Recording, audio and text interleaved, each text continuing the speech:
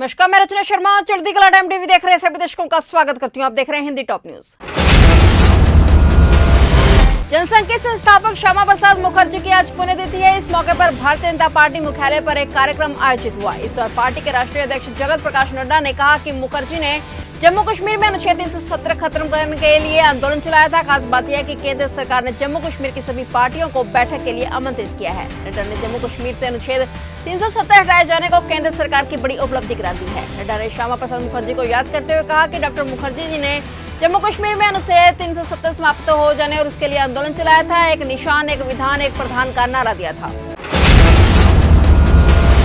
भगोड़े कारोबारी विजय माल्या, नीरव मोदी, मेहुल चोकसी पर प्रवर्तन निदेशालय यानी ईडी ने शिकंजा कसना शुरू कर दिया है। धोखाधड़ी के कारण हुए नुकसान की भरपाई करने के लिए इन तीनों की 9,371 करोड़ रुपए की संपत्ति सरकारी बैंकों को ट्रांसफर कर दी गई है। ईडी ने कहा है कि विजय माल्या और पीएनबी बैंक धोखाधड़ी के मामलों में बैंकों की 40% राशि पीएमएलए के तहत जब्त किए गए शेयरों की बिक्री के जरिए वसूल की गई है।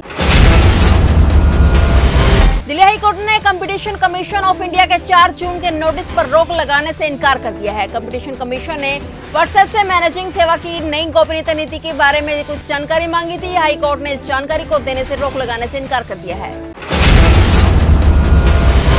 टोक्यो ओलंपिक के लिए भारतीय पुरुष हॉकी टीम का ऐलान हो गया है। खास बात यह है कि हॉकी टीम की कमान एक बार फिर से पंजाबी खिलाड़ी को दी गई है। जालंधर के मिठापुर में रहने वाले मनप्रीत सिंह ऐसे 8वें पंजाबी कप्तान होंगे जो कि ओलंपिक में भारतीय हॉकी का प्रतिनिधित्व करेंगे। 7वें अंतर्राष्ट्रीय योग दिवस पर सीमा गांव की बेटी स्वाति ने ऑनलाइन 1 घंटा 25 मिनट और 27 सेकंड तक सुप्त पद्मासन में लगातार रुक कर golden book of world records, Asia book of records, India books of record, Limca book of records में अपना नाम दर्ज करवाया है। उनकी इस उपलब्धि ने भारत का सीना गर्व से चौड़ा कर दिया है। महाराष्ट्र के मुख्यमंत्री उद्धव ठाकरे ने राज्य के शिक्षा विभाग को निर्देश दिया है कि वे कोविड-19 मुक्त गांवों में कक्षा 10वीं और 12वीं के छात्रों के लिए स्कूलों और कॉलेजों को फिर से शुरू करने की संभावना तलाशें। जिन गांवों और कस्बों में लंबे समय से कोरोना वायरस के नए मामले सामने नहीं आए हैं और जहां नए संक्रमण की कोई संभावना नहीं है, वहां स्कूल और कॉलेज फिर से खोलने पर विचार किया जा सकता है।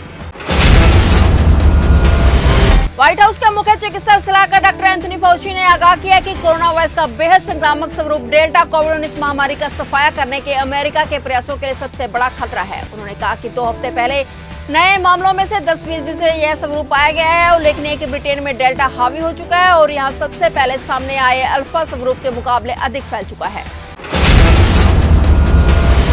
फिलीपींस के राष्ट्रपति रोड्रिगो दुतेर्ते ने अपने नागरिकों के लिए सख्त आदेश जारी किए हैं। दुतेर्ते ने अपने सभी नागरिकों को कोरोना वैक्सीन लगाने के आदेश जारी किए हैं। दुतेर्ते ने कहा है कि कोरोना वायरस वैक्सीन लगवाओ या जेल जाओ। राष्ट्रपति ने अपने नागरिकों को एक और विकल्प दिया है। उन्होंने कहा कि जो वैक्सीन नहीं लगवा सकते हैं वे फिलीपींस छोड़कर भारत या अमेरिका चले जाएं। वहीं हेल्थ एक्सपर्ट ने फिलीपींस के राष्ट्रपति के इस बयान की निंदा की है।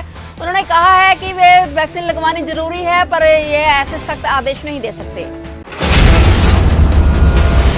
पाकिस्तान स्थित लाहौर में मोस्ट वांटेड आतंकी हाफिज सईद के घर के करीब ब्लास्ट हुआ है। इसमें 10 से 20 लोगों के घायल होने की सूचना मिली है। वहीं 2 लोगों की मौत हो गई है। मिली जानकारी के मुताबिक ये जौहर टाउन के अकबर चौक में यह धमाका हुआ है। धमाका होते ही मौके पर सुरक्षा एजेंसियां पहुंच गई हैं। स्थानीय मीडिया के मुताबिक धमाका इतना तेज था कि आसपास के घरों के शीशे टूट गए।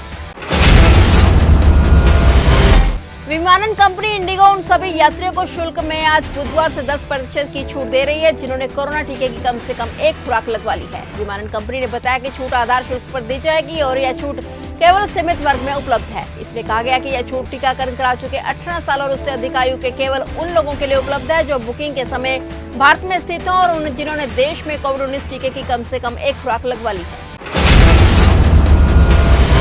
फिलहाल टॉप न्यूज में इतना ही। तब तक के लिए देखते रहिए चढ़ती कला टाइम टीवी और मुझे दीजिए इजाजत। धन्यवाद।